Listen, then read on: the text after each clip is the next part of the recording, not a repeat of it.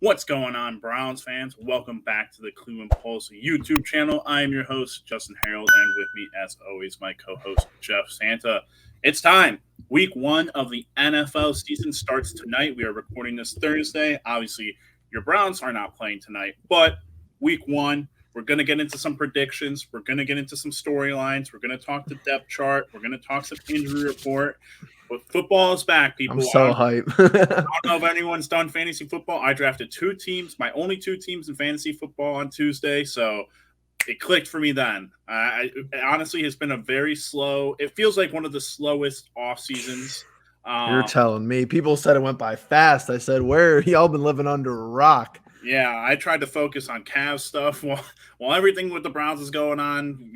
Drama wise, it just felt very long to me. But now that we're here, I feel very good. I'm loving getting back into the football season. Jeff put out a tweet last night about the Browns starting their season and Let's the go. Cavs starting their seasons. It's going to be a great time to cover Browns and Cavs here on the Cleveland Pulse. But Jeff, all that out of the way, how you doing, my guy? I'm so excited. The weather's changing. It needs to get a little bit cooler off because it's really not football weather yet, but we know how it's going to be in the AFC North. We're going to be complaining when it is snowing, raining, Yep. sleeting anyway. But man, I always feel bad like in the summer because people who cover baseball, I just shout out to you. It's too long for even me, somebody who used to play baseball. Like, I don't even have the energy to do it. But I'm like, we don't do anything in the summer.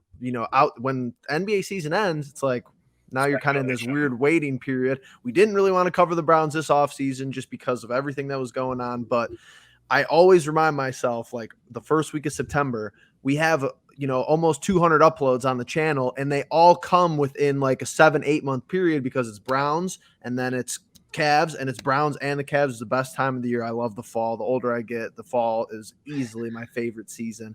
But some familiar territory in week one here at Carolina with some of the matchups, so to say. Matchups, starting lineups, all the jazz, all the drama. Mm-hmm. Jeff getting right into it. Obviously, the Carolina Panthers. We're going to Carolina and we're going to face a very very familiar face in Baker Mayfield, the starting quarterback there. Obviously, a lot to talk about with that team and a lot to talk about with our own team. Jeff, what is the feeling of just going into week one away with this kind of new team? It is very fairly new offensively in terms of the personnel and who's leading the team and how we're going into this game. A lot of different personalities, a lot of the sound bites you don't hear through, the past 3 years. You come into this year, you get a kind of new perspective on things. So, what are your feelings with Jacoby Brissett and how he's kind of handled taking over the starting role for these next 11 games?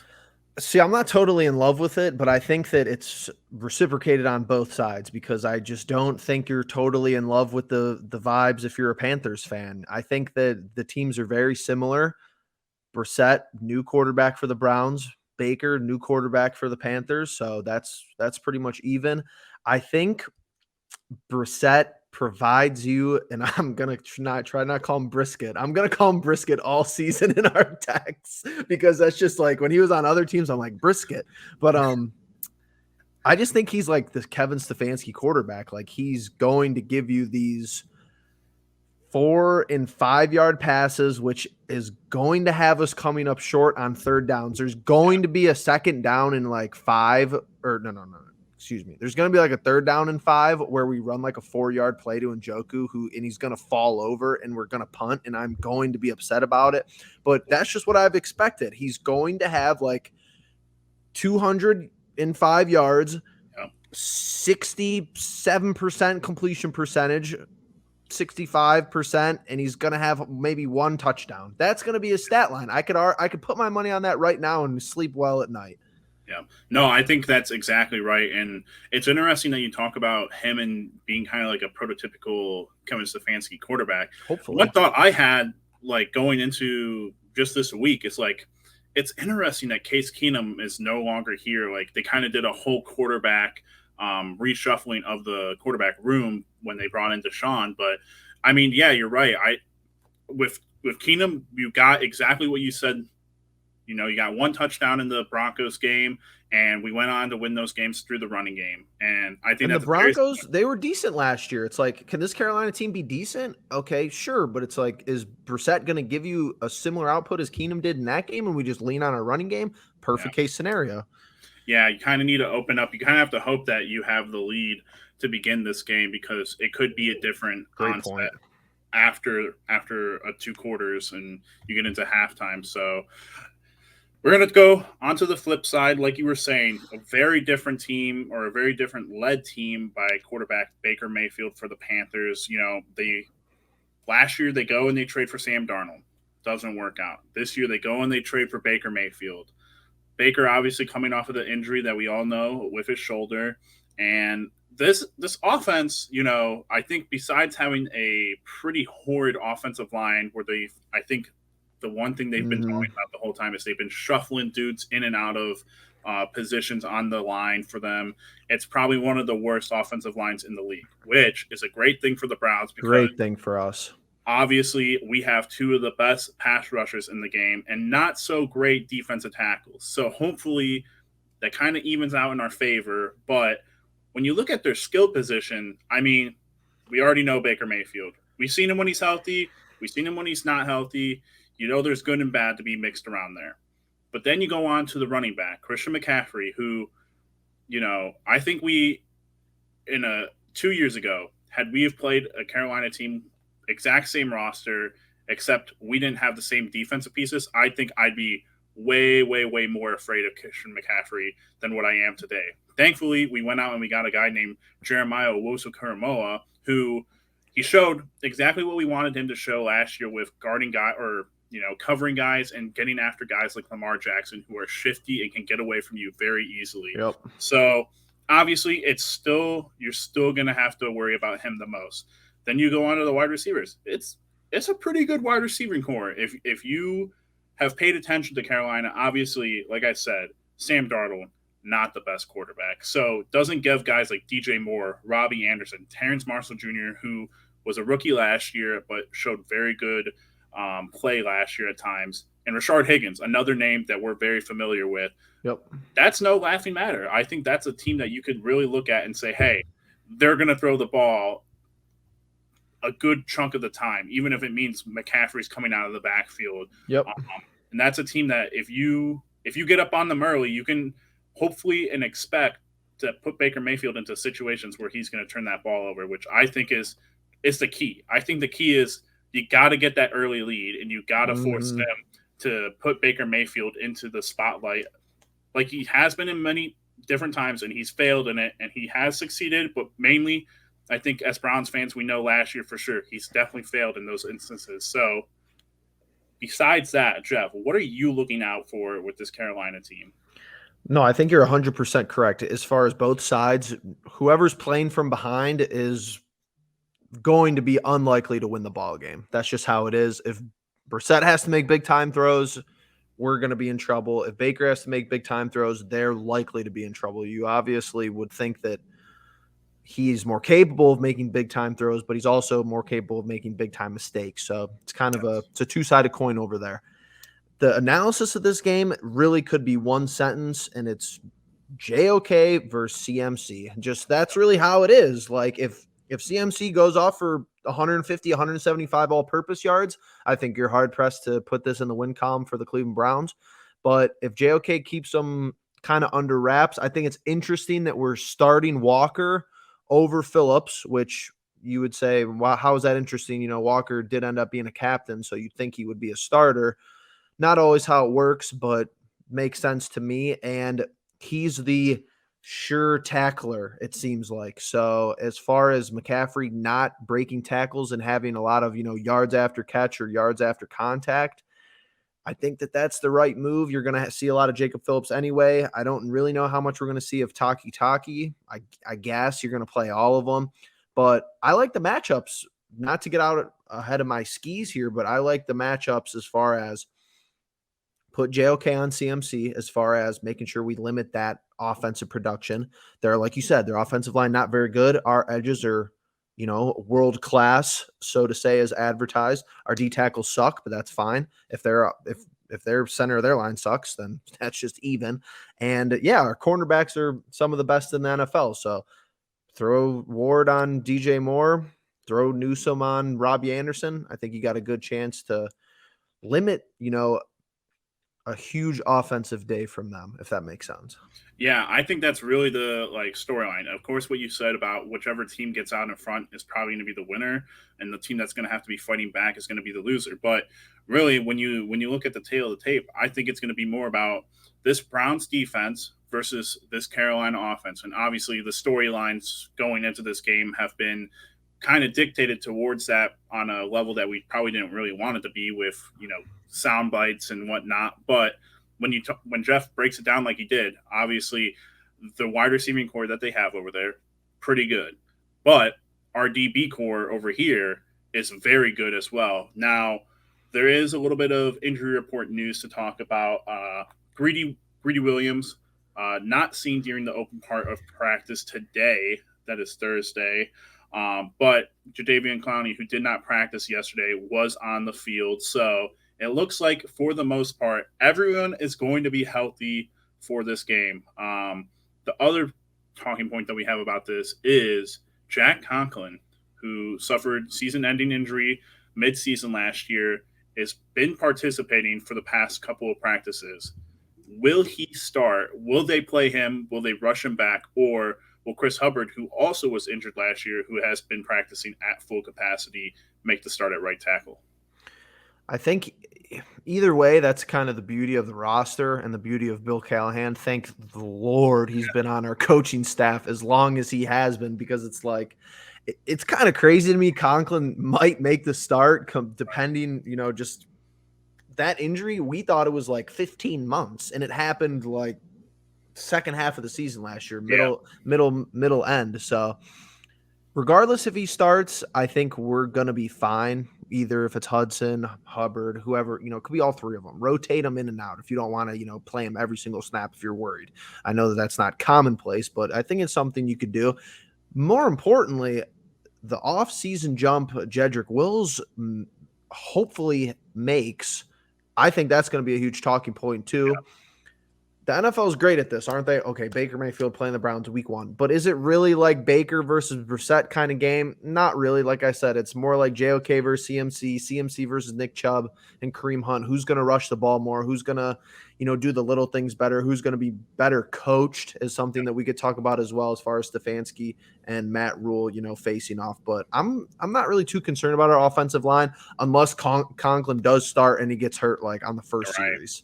Yeah, no, and I think you bring up a great point about which team is going to be better coached. And I think at points last year, obviously last year is a wash with everything that went on, but a lot of, talking points about this offense, Anthony Schwartz having, a pretty awful preseason, Kareem Hunt wanting to be traded / get a contract extension that he does not get.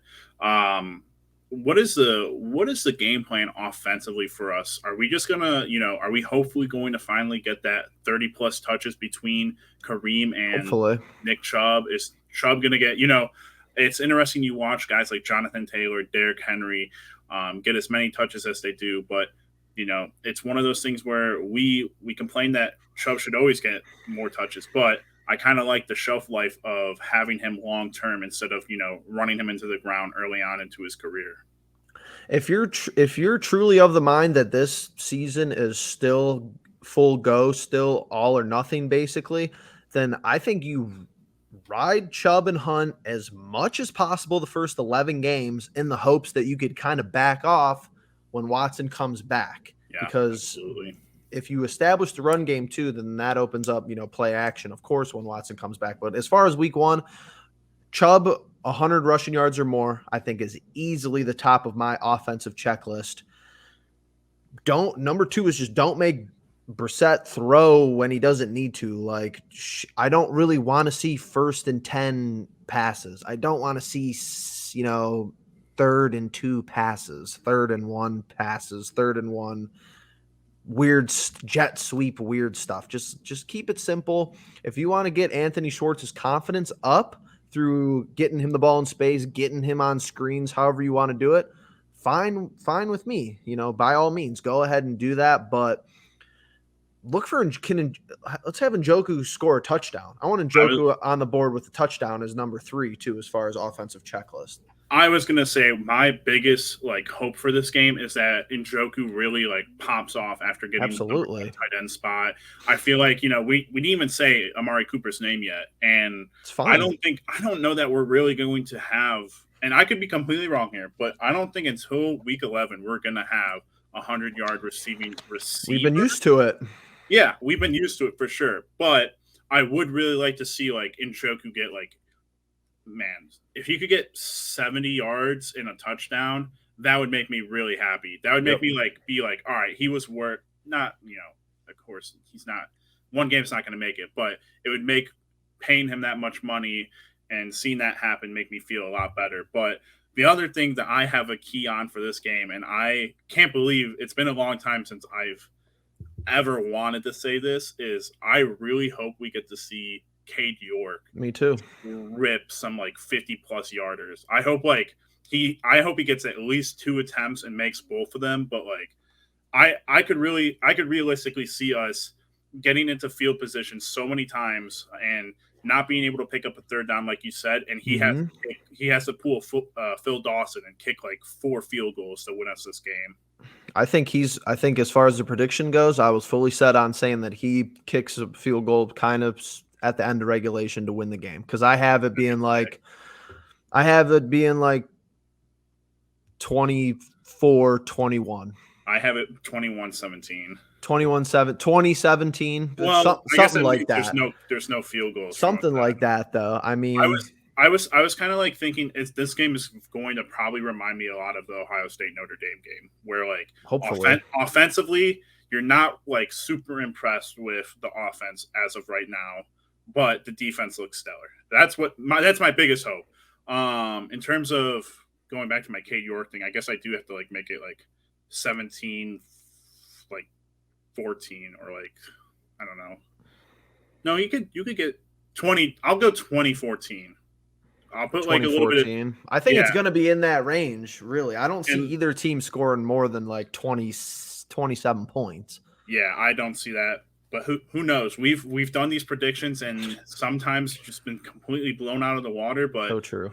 hopefully the case is that the Browns defense looks like they did towards the end of the year last year, and obviously the offense is going to have to work out some kinks, but they really shouldn't if you think about the run game and this offensive line. So really all that's a question mark for everyone is pass game and kicking, I guess, and punt returning, kick returning. It's going to be a headache, but whatever. Dearness Johnson, or not Dearness Johnson, Demetric Demetric Felton. Felton. So at least he finds a role on this team somewhere because he's not a wide receiver as of right now, and he's not running back number 3. So, Might as well Jeff, put him out there. what is one more thing that you can think of that can absolutely not happen for this team on Sunday? Penalties, man. Like I just said, being crisp, because we looked terrible in the last preseason game. We looked terrible, and it's like there were games last year. I feel like we gave away 150 yards off penalties for no reason. Sounds like there was something that they're highlighting. They're doing this weird thing every new season where they're highlighting something different. I don't know if it's illegal contact, but the refs are looking at something as far as making it seemingly harder to be a defender, which is the trend. It's going to continue to be the trend because offense, that brings in the viewers, that brings in the ratings as far as I'm concerned, especially even in the postseason. But it's week 1. I know teams are going to be rusty. Teams are going to be undisciplined looking. I just hope that's not the case for us. Yeah, for me, I think it's very obvious and it's very simple. We talk about the teams getting off to an early lead. For me, that means one team's got to keep the ball in their hands firmly and not turn it over. Jacoby just, like you said, I think I'll be fine knowing going into this game and going into the next 10 after this that he's not going to give you big, huge bombs down the field. But Right. as long as he's not turning the ball over a lot like we saw last season, you got to believe that the rest of the team can, do their part of the job and, secure wins that way. So I'm hoping that's the case. But Jeff, Final prediction. I know we kind of got into it a little bit. I've been trying to rack my brain around it a little bit more so I can get my Cade York prediction in there. But what are your final predictions for this game? I got 24-21. Cade York field goal. Fourth quarter, Browns win. Okay. Man. I'm just gonna go 23-14. I think we win. I think we win by two scores. It's just gonna be one of those games though, like I'm gonna feel like this entire time I'm gonna be in limbo about how it's going. I don't know why going into it. I'm not gonna feel great. I don't foresee myself seeing great or feeling great any point throughout the game. We are going to have to be up we're gonna have to be up 18 points for me to be like 15 to 21 points to be like, okay, I'm feeling great. Yeah, I fully expect us to come back here Sunday night and hopefully be talking about the Browns, defense looking phenomenal, getting turnovers and whatnot. And the offense, just after the fact is different though. Every game we win without Deshaun, I'm going to feel great after, but during it, I'm going to be like, I'm going to be sick. Absolutely. So, all right. So we both have it as a win, which, Jeff, the Browns have not done in week 1 of the season. And God knows how many years, since probably 20 years. 2004, I think. Since we were 18 years. I just like making the joke before we were born, like we're still young or something. Then we go and talk about Cavs players who are younger than us. That's fine. That's fine. But it is what it is. But thank you all for tuning back in. It's back to the NFL season. We're going to have a lot more content for you all here. So make sure you're subscribing, liking, leaving comments. What do you think the score of this game is going to be? What do you think the outcome of this game is going to be? What do you think about going and playing Baker Mayfield, dude who was on this team for the past 3 years through the ups and the downs? What are your storylines? What do you think is going to be the biggest thing coming out of this game? And with that all being said, we'll catch you in the next one. Peace.